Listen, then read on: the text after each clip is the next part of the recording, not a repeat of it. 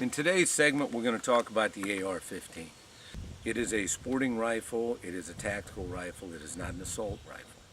An assault rifle is something that the anti-gun people are trying to market or put out there as part of the propaganda to turn everybody against these type firearms. These can be used for sporting purposes and competitive shooting. They can be used for hunting. They can be used by law enforcement units for tactical purposes and for home defense. So it is the AR-15, Automatic Rifle Model 15. We talked about this is a magazine well, this is a ready mag setup. Over here you've got your magazine release button right here. Talked about the fact you only work that with your trigger finger. This is the dust cover right here. The dust cover allows you to prevent a lot of dirt and debris from falling into the chamber of the firearm. So whenever possible, close this dust cover. In Vietnam, they had a lot of problems because the guys weren't closing that up. So close it up, and as you fire the gun, automatically it pops open. It's designed that way. Now this right here, it deflects the casings. So when the casings come out, they'll hit this and they'll deflect out. It used to be, years ago, they didn't have that. And if you were a left-handed shot, sometimes the casing would come out and hit you in the face. Now with this on, the casing comes out, hits this a little bit and deflects out so it doesn't come back at your face. So that's what that's for. This is what's called your forward assist.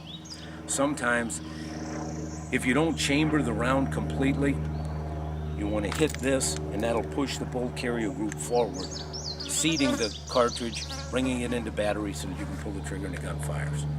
And under a combat situation, if you seat it, the bolt carrier group isn't all the way forward, just tapping this to force it forward really helps. Makes things a lot faster. Otherwise, you got to pull back on the upper seat on the charging handle, kick out the empty casing, put a new one in. That all takes time. And in a gunfight that's up close, you don't have any time to waste. So forward assist is good. Not all ARs have forward assist. I like them for the reason I just described to you.